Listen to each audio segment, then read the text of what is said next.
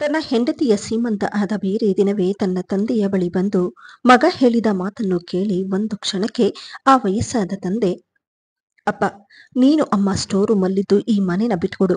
ಅದು ಆಗೋದಿಲ್ಲ ಅಂತಂದ್ರೆ ಈ ಮನೆಯಲ್ಲಿ ನನಗೂ ಭಾಗ ಇದೆ, ಅದನ್ನ ಕೊಟ್ಬಿಡು ಎಂದ ಮಗನ ಮಾತಿಗೆ ತಂದೆ, ಅಂದು ಸುಡು ಬಿಸಿಲಿನಲ್ಲಿ ರೇಷನ್ ತರಲೆಂದು ಹೋಗಿದ್ದ ಶಾಂತಪ್ಪ ಆಗ ತಾನೇ ಮನೆಯ ಒಳಗೆ ಬಂದ ತಕ್ಷಣ ತಂದಿದ್ದ ರೇಷನ್ ಅನ್ನು ನೆಲದ ಮೇಲೆ ಇಟ್ಟು ಅಲ್ಲೇ ಕುಳಿತು ಬಿಡ್ತಾರೆ. ತಮ್ಮ ಹೆಗಲ ಮೇಲೆ ಹಾಕಿಕೊಂಡಿದ್ದ ಟವಾಲಿನಿಂದ ತಮ್ಮ ಮುಖವನ್ನು ಒರೆಸಿಕೊಳ್ಳುತ್ತಾ ಹೆಂಡತಿ ಕಲಾವತಿಯನ್ನು ಕರೆಯುತ್ತಾ, ಕಲಾ, ಒಂದು ಗ್ಲಾಸ್ ಮಡಿಕೆ ನೀರಿದ್ರೆ ತಗೊಂಡು ಬಾ. ಅಬ್ಬಬ್ಬಾ, ಹೊರಗಡೆ ಏನು ಬಿಸಿಲಿದೆ, ಆ ಕ್ಯೂನಲ್ಲಿ ನಿಂತು ರೇಷನ್ ತರುವವರೆಗೂ ಸಾಕಾಗೋಯ್ತು ಎನ್ನುತ್ತಾ ಹೆಂಡತಿ ತಂದುಕೊಟ್ಟ ನೀರನ್ನು ಕುಡಿಯುತ್ತಾ ಇರುವುದನ್ನು ನೋಡಿದ ಹೆಂಡತಿ ಹೇಳ್ತಾಳೆ, ಅಲ್ಲ ರೀ, ಇಷ್ಟು ವರ್ಷ ಕಷ್ಟಪಟ್ಟಿದ್ದು ಸಾಲದ, ಈಗ ನೀವೇ ಇದೆಲ್ಲ ಮಾಡಿದ್ರೆ ಮಗನಿಗೂ ಜವಾಬ್ದಾರಿ ಬರೋದು ಯಾವಾಗ ಎಂದು ಹೆಂಡತಿ ಕಲಾವತಿ ಹೇಳಿದ್ದನ್ನ ಕೇಳಿ ಗಂಡ ಶಾಂತಪ್ಪ ಹೇಳ್ತಾರೆ, ಅಲ್ಲ ಕಣೆ, ನನಗೆ ವಯಸ್ಸಾದ್ರೇನು, ಯಾವಾಗಿದ್ರೂ ನಮಗೆ ಮಕ್ಕಳೇ ಅಲ್ವಾ. ಅವನು ಕೆಲಸಕ್ಕಂತ ಹೋಗಿ ಸಂಜೆ ಬರ್ತಾನೆ, ಅಂತಹದ್ರಲ್ಲಿ ಇದೆಲ್ಲ ಅವನ ಕೈಯಲ್ಲಿ ಮಾಡಿಸಿದ್ರೆ ಚೆನ್ನಾಗಿರುತ್ತಾ ಎಂದು ಹೆಂಡತಿಯ ಬಳಿ ಹೇಳುತ್ತಾ ಗಂಡ ಶಾಂತಪ್ಪ ಹೇಳ್ತಾರೆ, ಸರಿ, ಅಡುಗೆ ಏನಾಗಿದೆ ನೋಡು, ಹೊಟ್ಟೆ ಬೇರೆ ತುಂಬಾ ಹಸಿತಿದೆ ಎಂದು ಗಂಡ ಹೇಳಿದ್ದನ್ನ ಕೇಳಿ ಹೆಂಡತಿ ಅಡುಗೆ ಮನೆ ಹತ್ರ ಹೋಗ್ತಾರೆ. ಇನ್ನು ಶಾಂತಪ್ಪ ಗೌರ್ಮೆಂಟ್ ಕೆಲಸದಲ್ಲಿದ್ದವರು, ರಿಟೈರ್ಡ್ ಆಗಿ ಮನೆಯಲ್ಲಿರ್ತಾರೆ. ಅವರಿಗಿದ್ದ ಒಬ್ಬ ಗಂಡು ಮಗನಿಗೆ ಮದುವೆಯಾಗಿ ಮನೆಯಲ್ಲಿ ಸೊಸೆ ಕೂಡ ಇರ್ತಾಳೆ. ಇನ್ನು ಅವರ ಮಗ ಓದಿರೋ ಹುಡುಗಿಯನ್ನ ಮದುವೆಯಾಗಿರೋದ್ರಿಂದ ಆಕೆ ಹೆಚ್ಚು ಮನೆ ಕೆಲಸದಲ್ಲಾಗಲಿ ಅಥವಾ ಅತ್ತೆ ಮಾವನ ಸೇವೆ ಮಾಡುವುದಾಗಲಿ ಇದರಲ್ಲೆಲ್ಲ ಅವಳು ಕೈ ಜೋಡಿಸುವುದಿಲ್ಲ. ಮದುವೆಯಾದ ಹೊಸದರಲ್ಲಿ ಅತ್ತೆಗಾಗಲಿ ಅಥವಾ ಮಾವನಿಗಾಗಲಿ ಅವಳು ಮುಖ ಕೊಟ್ಟು ಮಾತನಾಡುತ್ತಿರಲಿಲ್ಲ.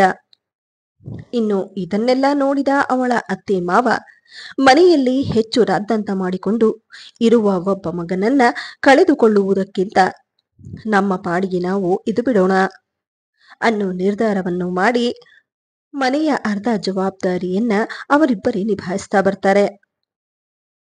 ಆದರೆ ಎಲ್ಲೋ ಒಂದು ಕಡೆ ಮಗನ ಮದುವೆಯಾದ ಮೇಲೆ ನಮ್ಮ ಜವಾಬ್ದಾರಿ ಕೂಡ ಕಳೆಯುತ್ತೆ, ಇನ್ನ ನಾವು ಕೂಡ ಆರಾಮವಾಗಿರಬಹುದು, ನಮ್ಮ ಜವಾಬ್ದಾರಿ ಮುಗಿಯುತ್ತೆ ಅಂದುಕೊಂಡಿದ್ದ ತಂದೆ ತಾಯಿಗೆ ಮಗನ ಮದುವೆಯ ನಂತರ ಇದೊಂದು ರೀತಿಯ ಪರೀಕ್ಷೆಯೇ ಆಗಿ ಬಿಟ್ಟಿತ್ತು. ಇನ್ನು ತಂದೆ ತಾಯಿಗಿಂತ ಮಗನಿಗೆ ತನ್ನ ಹೆಂಡತಿಯೇ ಹೆಚ್ಚಾಗಿ ಹೋಗಿದ್ಲು. ಆತ ದುಡಿಯುತ್ತಿದ್ದ ದುಡಿಮೆಯಿಂದ ಹೆಂಡತಿಯ ಖರ್ಚು ನೋಡಿಕೊಂಡು ಮನೆಯ ಚಿಕ್ಕ ಪುಟ್ಟ ಖರ್ಚುಗಳನ್ನ ಮಾಡಿಕೊಂಡು ಆತ ಆರಾಮವಾಗಿಯೇ ಇರ್ತಿದ್ದ. ಹಾಗಾಗಿ ಅವರು ಕೂಡ ಏನು ಹೇಳುವ ಪರಿಸ್ಥಿತಿಯಲ್ಲಿ ಇರೋದಿಲ್ಲ. ಅವರಿಗೆ ಬರುತ್ತಿದ್ದ ಪಿಂಚಿನ್ ದುಡ್ಡಿನಿಂದ ಮನೆ ನಡೆಯುತ್ತಿತ್ತು. ಇನ್ನು ಮನೆಯಲ್ಲಿ ಅಡುಗೆ ಮಾಡುವುದರಿಂದ ಹಿಡಿದು ಮನೆಯ ಚಿಕ್ಕ ಪುಟ್ಟ ಕೆಲಸವನ್ನೆಲ್ಲ ಅತ್ತೆಯಾದ ಕಲಾವತಿಯವರೇ ಮಾಡಿಕೊಳ್ಳುತ್ತಿದ್ರು. ಹಾಗಾಗಿ ಆ ಮನೆಯಲ್ಲಿ ಬಿರುಕು ಬರುವುದಕ್ಕೆ ಯಾವುದೇ ರೀತಿಯ ಅವಕಾಶ ಇರಲಿಲ್ಲ. ಇನ್ನು ಸೊಸೆ ಸಿಂತ್ಯಾಳ ಅತ್ತೆಯಂತೂ ಯಾವತ್ತಿಗೂ ಅತ್ತಿಯಾಗಲು ಪ್ರಯತ್ನ ಪಡಲೇ ಇಲ್ಲ. ಮನೆಯ ಪ್ರತಿಯೊಂದು ಕೆಲಸವನ್ನ ಅವರೇ ಮಾಡಲು ಪ್ರಯತ್ನ ಪಡ್ತಿದ್ರು. ಕಳೆದ 2 ತಿಂಗಳಿನಿಂದ ರಂಜನ್ ತಾಯಿ ಕಲಾವತಿಯವರಿಗೆ ಕಾಲು ನೋವಿನ ಸಮಸ್ಯೆ ಇರುತ್ತೆ. ಹಾಗಾಗಿ ಅವರಿಗೆ ಚಿಕ್ಕದಾದ ಒಂದು ಆಪರೇಷನ್ ಮಾಡದೇ ಇದ್ದರೆ ತುಂಬಾ ತೊಂದರೆಯಾಗುತ್ತೆ ಅನ್ನೋದು ಡಾಕ್ಟರ್ ಹೇಳಿರ್ತಾರೆ. ಹಾಗಾಗಿ ಗಂಡ ಶಾಂತಪ್ಪ ಅವರು ಕೂಡಿಟ್ಟಿದ್ದ ದುಡ್ಡಿನಿಂದ ಕೊನೆಗೂ ಹೆಂಡತಿಯ ಆಪರೇಷನ್ ಕೂಡ ಆಗುತ್ತೆ. ಇನ್ನು ಹೆಂಡತಿಗೆ ಆಪರೇಷನ್ ಆಗಿರೋ ಕಾರಣ ಆಕೆ ಸುಮಾರು 1 ತಿಂಗಳಾದ್ರೂ ರೆಸ್ಟ್ ಅಲ್ಲಿರಬೇಕು ಎಂದು ಡಾಕ್ಟರ್ ಹೇಳಿರ್ತಾರೆ. ಹಾಗಾಗಿ ಮನೆಯಲ್ಲಿ ಅಡುಗೆ ಮಾಡುವ ಜವಾಬ್ದಾರಿ ಮನೆಯಲ್ಲಿದ್ದ ಸೊಸೆಯ ಮೇಲೆ ಬರುತ್ತೆ. ಅದರಲ್ಲೂ ಅವಳ ಮಾವ ಶಾಂತಪ್ಪನಿಗೆ ಬಿಪಿ ಇರೋದ್ರಿಂದ ಅವರು ತಿನ್ನುತ್ತಿದ್ದ ಅಡುಗೆ ತುಂಬಾ ಸಪ್ಪೆಯಾಗಿರ್ತಿತ್ತು. ಹಾಗಾಗಿ ಅವರ ಹೆಂಡತಿ ಕಲಾವತಿನೇ ಅವರಿಗೆ ಅಡುಗೆ ಕೂಡ ಮಾಡಿ ಹಾಕುತ್ತಿದ್ರು. ಆದರೆ ಅವರಿಗೆ ಆಪರೇಷನ್ ಆದಾಗಿನಿಂದ ಈ ಜವಾಬ್ದಾರಿ ಕೂಡ ಸೊಸೆಯ ಮೇಲೆಯೇ ಬರುತ್ತೆ. ಅಂದು ಮಗನ ಬಳಿ ಹೋಗಿ ತಂದೆ ಹೇಳ್ತಾರೆ, ನೋಡಪ್ಪ, ನಿನ್ನ ಅಮ್ಮನಿಗೆ ಹುಷಾರಾಗುವವರೆಗೂ ಮನೆಯಲ್ಲಿ ಅಡುಗೆನ ನಿನ್ನ ಹೆಂಡತಿನೇ ಮಾಡಬೇಕು. ಇನ್ನು ನನಗಂತೂ ಬಿಪಿ ಇರೋದು ನಿನಗೂ ಚೆನ್ನಾಗಿ ಗೊತ್ತು. ಹಾಗಾಗಿ ನಾನು ಕೂಡ ಸಪ್ಪೆ ಊಟನೇ ತಿನ್ನೋದು. ಇದನ್ನ ನಿನ್ನ ಹೆಂಡತಿ ಬಳಿ ಹೇಳ್ಬಿಡು ಎಂದು ಹೇಳಿ ತಂದೆ ಶಾಂತಪ್ಪ ಹೇಳ್ತಾರೆ. ಇತ್ತ ಮಗ ಕೂಡ ತಂದೆ ಹೇಳಿದ ಮಾತನ್ನು ಕೇಳಿ ತನ್ನ ಹೆಂಡತಿಯ ಬಳಿ ಈ ವಿಷಯವನ್ನು ಹೇಳಿದಾಗ ಕೋಪದಲ್ಲಿ ಹೆಂಡತಿ ಹೇಳ್ತಾಳೆ, ಈ ವಯಸ್ಸಲ್ಲಿ ಆಪರೇಷನ್ ಮಾಡಿಕೊಳ್ಳೋ ಅವಶ್ಯಕತೆ ಏನಿತ್ತು ನಿಮ್ಮ ತಾಯಿಗೆ? ಹಾಗೂ ಹೀಗೂ ಒಂದೆರಡು ದಿನ ಕಳೆದಿದ್ರೆ ಆಗ್ತಿತ್ತು. ಅದು ಸಾಲದೆ ನಿಮ್ಮ ತಂದೆಗೆ ಬೇರೆ ತರಹದ ಅಡಿಗೆ ಬೇರೆ ಮಾಡಿ ಹಾಕ್ಬೇಕು. ಇದೆಲ್ಲ ನಿಮ್ಮ ತಾಯಿ ಆಡ್ತಾ ಇರೋ ನಾಟಕ. ಮನೆಯಲ್ಲಿ ನಾವು ಕೆಲಸ ಮಾಡ್ಲಿ ಅಂತ ಹೇಳಿ ಬೇಕು ಅಂತಾನೆ ಅಂತ ಕೆಲಸ ಮಾಡ್ತಿದ್ದಾರೆ. ನೋಡಿ, ನನ್ನ ಕೈಯಲ್ಲಿ ಎಷ್ಟಾಗುತ್ತೋ ಅಷ್ಟೇ ಕೆಲಸ ಮಾಡೋದು. ಅದರ ಮೇಲೆ ಏನಾದ್ರೂ ನಿಮ್ಮ ತಾಯಿಯ ಸೇವೆ ಮಾಡು ಅಂತಂದ್ರೆ ನನ್ನ ಕೈಯಲ್ಲಾಗೋದಿಲ್ಲ ಎಂದು ಹೇಳಿ ಕೋಪದಿಂದ ಗುಣಗಲು ಶುರು ಮಾಡ್ತಾಳೆ. ಯಾಕಂದ್ರೆ ಅಲ್ಲಿಗಾಗಲೇ ಅವಳು 7 ತಿಂಗಳು ಗರ್ಭಿಣಿಯಾಗಿರ್ತಾಳೆ. ಮೊದಲೇ ಮನೆಯ ಜವಾಬ್ದಾರಿ ಇಲ್ಲದೆ ಇದ್ದ ಅವಳಿಗೆ ಇನ್ನು ಇಂತಹ ಸಮಯದಲ್ಲಿ ಅತ್ತೆ ಮಾವನ ಸೇವೆ ಮಾಡಬೇಕು ಅಂದ್ರೆ ಅವಳಿಗೆ ಅದೊಂದು ರೀತಿಯ ಸಂಕಷ್ಟವೇ ಅನಿಸಿಬಿಟ್ಟಿತು. ಇನ್ನ ಬೇರೆ ದಿನ 8 ಗಂಟೆಗೆ ಎದ್ದ ಸೊಸೆ ಫ್ರೆಶ್ ಆಗಿ ಅಡಿಗೆ ಮನೆಯತ್ತ ಹೋಗ್ತಾಳೆ. ಅಲ್ಲಿಗಾಗಲೇ ಸಮಯ 8:30 ಆಗಿರುತ್ತೆ. ಕೋಪದಲ್ಲಿ ಅಡಿಗೆ ಮನೆಗೆ ಹೋದ ಸೊಸೆ ಕೋಪದಿಂದ ಅಡುಗೆ ಮನೆಯಲ್ಲಿದ್ದ ಕೆಲವು ಪಾತ್ರೆಗಳನ್ನು ಕುಕ್ಕುತ್ತಾ, ಅಬ್ಬಬ್ಬಾ, ಬೆಳಗ್ಗೆ 8 ಗಂಟೆ ಆದ ತಕ್ಷಣ ಕಾಫಿ ಕೊಡು, ಗಂಜಿ ಮಾಡು ಅಂತ ಹೇಳಿ ನನ್ನ ಪ್ರಾಣ ತಿಂತಿದ್ದಾರೆ ಎಂದು ಆಕೆ ಹೇಳಿದ ಆ ಮಾತುಗಳು ಅಲ್ಲೇ ಇದ್ದ ಅವರ ಮಾವನ ಮನಸ್ಸಿಗೆ ಚುಚ್ಚುವ ಹಾಗಿತ್ತು. ಇನ್ನ ಕಾಫಿ ಮಾಡಿ ಅವರ ಮುಂದೆ ತಂದು ಇಟ್ಟು ಅಲ್ಲಿಂದ ಸೀದಾ ರೂಮಿಗೆ ಬರ್ತಾಳೆ. ಬೆಳಗ್ಗೆ 8 ಗಂಟೆಗೆಲ್ಲ ಶಾಂತಪ್ಪರವರಿಗೆ ಕಾಫಿ ಕುಡಿಯುವ ಅಭ್ಯಾಸವಿರುತ್ತದೆ. ಇನ್ನು ಹೆಂಡತಿ ಕಲಾವತಿಯನ್ನು ಅವರು ಮದುವೆಯಾದಾಗಿನಿಂದ ಹೆಂಡತಿ ಗಂಡನ ಸೇವೆ ಮಾಡೋದ್ರಲ್ಲಂತೂ ಯಾವತ್ತೂ ಹಿಂದೆ ಸರಿದವರಲ್ಲ. ಬೆಳಗ್ಗೆ ಎದ್ದ ತಕ್ಷಣ ಗಂಡನಿಗೆ ಕಾಫಿ ಕೊಡೋದ್ರಿಂದ ಹಿಡಿದು ಟೈಮಿಗೆ ಸರಿಯಾಗಿ ಅವರಿಗೆ ಬಿಸಿ ಬಿಸಿ ಊಟವನ್ನೇ ಕೊಡುತ್ತಾ ಅವರು ಅವರ ಸೇವೆ ಮಾಡ್ತಿದ್ರು. ಆದರೆ ಸೊಸೆ ಮಾತ್ರ ಇದಕ್ಕೆ ತದ್ವಿರುದ್ಧವಾಗಿದ್ಲು. ಆದರೆ ಆಕೆ ಮಾಡಿಕೊಟ್ಟ ಆ ಕಾಫಿ ಕುಡಿದ ಮೇಲಂತೂ ಅವರ ನಾಲಿಗೆ ಇನ್ನೂ ಸಪ್ಪಿಯಾಗಿ ಬಿಡುತ್ತೆ. ಹಾಲಿಲ್ಲದ ಬಿಸಿ ನೀರಿಗೆ ಕಾಫಿ ಪುಡಿ ಹಾಕಿ ತಂದುಕೊಟ್ಟ ಕಾಫಿಯನ್ನು ಕುಡಿದ ಅವರ ಕಣ್ಣಲ್ಲಿ ದುಃಖದಿಂದ ಕಣ್ಣೀರು ತುಂಬಿಕೊಳ್ಳುತ್ತೆ. ಇನ್ನು ಹೆಂಡತಿ ಇರೋ ಪರಿಸ್ಥಿತಿಯಲ್ಲಿ ಅವರು ಯಾರ ಬಳಿಯೂ ಏನು ಹೇಳುವ ಪರಿಸ್ಥಿತಿಯಲ್ಲಿ ಇರೋದಿಲ್ಲ. ಹಾಗಾಗಿ ಕಾಫಿಯನ್ನ ಅಡಿಗೆ ಮನೆಯಲ್ಲಿಟ್ಟು ವಿಧಿ ಇಲ್ಲದೆ ತಮ್ಮ ಹೆಂಡತಿಗಾಗಿ ಗಂಜಿಯನ್ನು ಮಾಡಿ ಸ್ವತಃ ಅವರ ಹೆಂಡತಿಗೆ ತಂದು ಕೊಡ್ತಾರೆ. ಇನ್ನು ಮಧ್ಯಾಹ್ನದ ಊಟಕ್ಕೆಂದು ಹೇಳಿ ರಾತ್ರಿ ಉಳಿದ ಅನ್ನದ ಜೊತೆ ಮೊಸರನ್ನ ಕೊಟ್ಟಿರ್ತಾಳೆ ತಿನ್ನೋದಕ್ಕೆ ಸೊಸೆ. ಇನ್ನು ಅದನ್ನೇ ತಿಂದು ಅವಳ ಅತ್ತೆ ಮಾವ ಕೂಡ ಸುಮ್ಮನಾಗಿರ್ತಾರೆ. ರಾತ್ರಿ ಮಾತ್ರ ಊಟಕ್ಕೆಂದು ಹೇಳಿ ಸಾಂಬಾರ್ ಜೊತೆ ಅನ್ನ ಮಾಡಿರ್ತಾಳೆ. ಆದರೆ ಸಾಂಬಾರ್ ಅನ್ನಕ್ಕೆ ಹಾಕಿದಾಗ ಉಪ್ಪು ಖಾರ ಇಲ್ಲದೆ ಸಪ್ಪೆ ಮಾಡಿರುವುದನ್ನ ತಿಂದ ಅವಳ ಮಾವ ಕೋಪದಿಂದ ಹೇಳ್ತಾರೆ, ಇದನ್ನ ಯಾರಾದ್ರೂ ಸಾಂಬಾರ್ ಅಂತ ಹೇಳ್ತಾರಾ?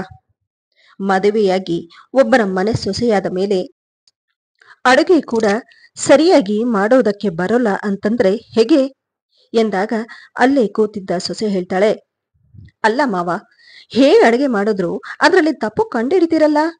ನಿಮಗೆ ಬಿಪಿ ಇದೆ ಅಂತ ಹೇಳಿ ಉಪ್ಪು ಖಾರ ಹಾಕದೆ ಮಾಡಿರೋ ಸಾಂಬಾರದು ಎಂದಾಗ ಅವಳ ಮಾವ ಹೇಳ್ತಾರೆ, ಬಿಪಿ ಇದೆ ಅಂತ ಹೇಳಿ ಉಪ್ಪು ಖಾರ ಇಲ್ಲದೆ ಈ ರೀತಿ ಅಡುಗೆ ಮಾಡಿದ್ರೆ ಹೇಗೆ ತಿನ್ನೋದಕ್ಕಾಗುತ್ತೆ?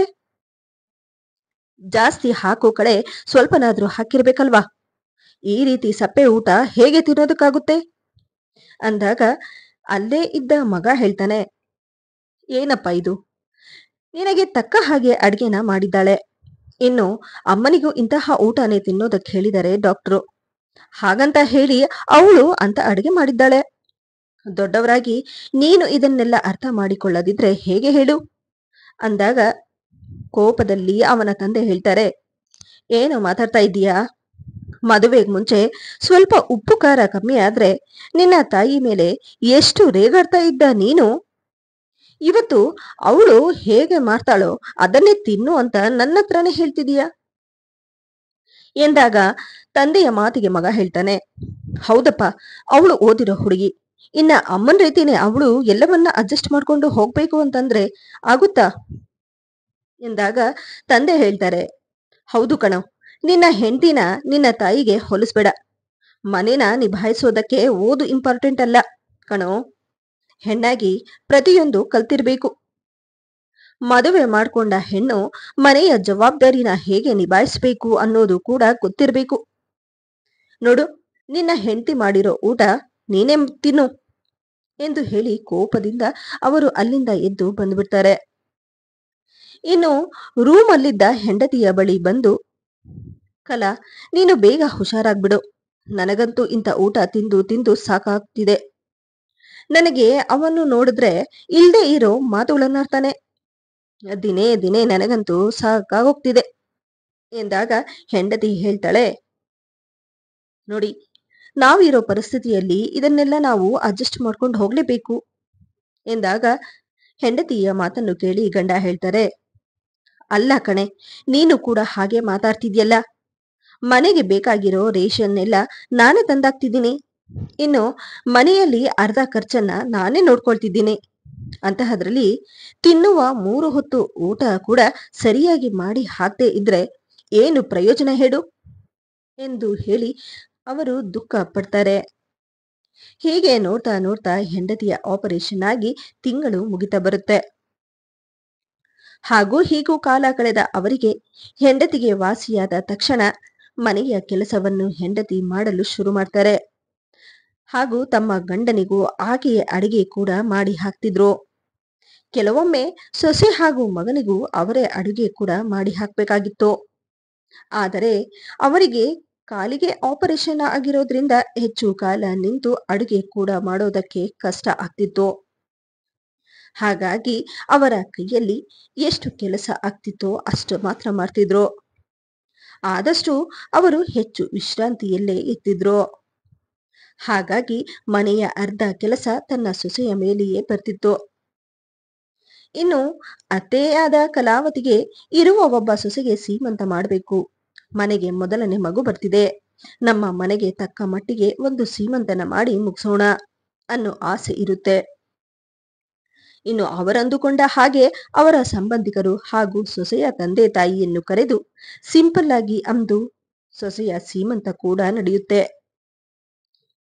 ಇನ್ನು ಡಿಲಿವರಿಗೆಂದು ಕೆಲವು ದಿನಗಳು ಇದ್ದ ಹಾಗೆಯೇ ಸೊಸೆ ತನ್ನ ಗಂಡನ ಬಳಿ ಹೇಳ್ತಾಳೆ, ರೀ, ಹೇಗೂ ಡೆಲಿವರಿಗಂತ ಹೇಳಿ ಅಮ್ಮ ಇಲ್ಲಿಗೆ ಬರ್ತೀನಿ ಅಂತ ಹೇಳ್ತಿದ್ದಾರೆ. ಡೆಲಿವರಿಗಂತ ಅವರು ಇಲ್ಲಿಗೆ ಬಂದ್ರೆ ನನಗೂ ಈಸಿ ಆಗುತ್ತೆ. ಇನ್ನು ಅಮ್ಮ ಇಲ್ಲಿಗೆ ಬಂದ್ರೆ ಅವರನ್ನ ಹಾಲ್ನಲ್ಲೇ ಮಲಗಿಸೋದಕ್ಕಾಗುತ್ತಾ?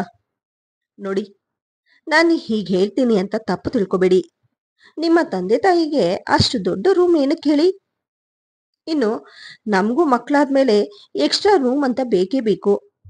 ಹೇಗೂ ಮೇಲೆ ಇರೋ ಸ್ಟೋರ್ ರೂಮಲ್ಲಿ ನಿಮ್ ತಂದೆ ತಾಯಿ ಇರೋದಕ್ಕೆ ಹೇಳಿ, ನಮಗೂ ಸ್ವಲ್ಪ ಈಸಿ ಆಗುತ್ತೆ ಎಂದಾಗ ಹೆಂಡತಿಯ ಮಾತನ್ನು ಕೇಳಿ ಗಂಡ ಹೇಳ್ತಾನೆ, ಸರಿ, ನಾನು ಅಪ್ಪನ ಹತ್ರ ಮಾತಾಡ್ತೀನಿ ಎಂದು ಹೇಳಿ ಬೇರೆ ದಿನವೇ ತಂದೆಯ ಬಳಿ ಬಂದು ಹಾಲ್ನಲ್ಲಿ ಕಾಫಿ ಕುಡಿಯುತ್ತಾ ಕುಳಿತುಕೊಂಡಿದ್ದ ತಂದೆಯ ಬಳಿ ಮಗ ಹೇಳ್ತಾನೆ, ಅಪ್ಪ, ನಾನು ನಿನ್ನ ಹತ್ರ ಸ್ವಲ್ಪ ಮಾತಾಡ್ಬೇಕಾಗಿತ್ತು.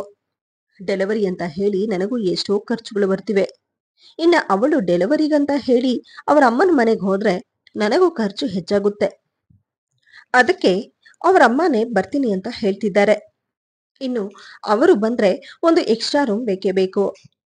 ಮೇಲೆ ಹೇಗೂ ಸ್ಟೋರ್ ರೂಮ್ ಖಾಲಿ ಇದೆ. ನೀನು ಅಮ್ಮ ಅಲ್ಲಿದ್ಬಿಟ್ರೆ ಆ ರೂಮನ್ನ ಅವ್ರಿಗೆ ಬಿಟ್ಕೊಡ್ಬಹುದು ಎಂದು ಮಗ ಹೇಳಿದ್ದ ಮಾತನ್ನು ಕೇಳಿ ಒಂದು ಕ್ಷಣಕ್ಕೆ ತಂದೆಯೇ ಬೆಚ್ಚಿ ಬೀಳ್ತಾರೆ. ಮಗನ ಮಾತನ್ನು ಕೇಳಿ ಕೋಪದಿಂದ ತಂದೆ ಹೇಳ್ತಾರೆ, ನಮ್ಮನ್ನ ಏನು ಕಸ ಅನ್ಕೊಂಡಿದ್ದೀಯ ನೀನು? ನಿನ್ನ ಹೆಂಡತಿ ಹೇಳಿದ ಹಾಗೆ ಕುಣಿಯೋದಕ್ಕೆ ನೀನು ನಮ್ಮನ್ನ ಹೆತ್ತಿದ್ಯೋ ಅಥವಾ ನಾವು ನಿನ್ನನ್ನ ಹೆತ್ತಿರೋದು? ನಮ್ಮನ್ನ ಏನಂತ ತಿಳ್ಕೊಂಡಿದ್ಯಾ ನೀನು? ನಿನ್ನ ಹೆಂಡತಿಯ ಡಿಲಿವರಿ ಅವರ ಅಮ್ಮನ ಮನೇಲಾಗ್ಬೇಕು.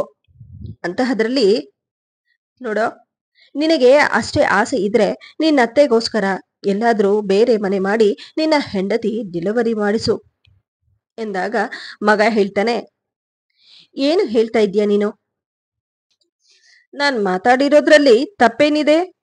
ಸ್ವಂತ ಮನೆ ಇಟ್ಕೊಂಡು ನನ್ನ ಹೆಂಡತಿ ಖರ್ಚು ನೋಡ್ಬೇಕಾ ಅಥವಾ ಬೇರೆ ಮನೆ ಮಾಡ್ಬೇಕಾ? ಈ ಮನೆಯಲ್ಲಿ ನನಗೂ ಭಾಗ ಇದೆ, ಆ ಭಾಗ ಕೊಟ್ಬಿಡು ಎಂದಾಗ ಕೋಪದಿಂದ ಅವನ ತಂದೆ ಹೇಳ್ತಾರೆ, ನಿನಗೆ ತಂದೆ ತಾಯಿಗಿಂತ ಬೇರೆಯವರೇ ಮುಖ ಆಗೋದ್ರಾ? ವಯಸ್ಸಾದ ತಂದೆ ತಾಯಿ ಮುಂದೆ ಹೀಗೆಲ್ಲ ಮಾತಾಡೋದಕ್ಕೆ ನಿನಗೆ ನಾಚಿಕೆ ಆಗೋದಿಲ್ವಾ? ಏನೋ ಇಷ್ಟು ದಿನದಿಂದ ಮನೆ ಹೊಡಿಬಾರ್ದು ಅಂತ ಹೇಳಿ ನಾವು ಕೂಡ ಎಲ್ಲವನ್ನ ಸಹಿಸಿಕೊಂಡು ಹೋಗ್ತಿದ್ವಿ.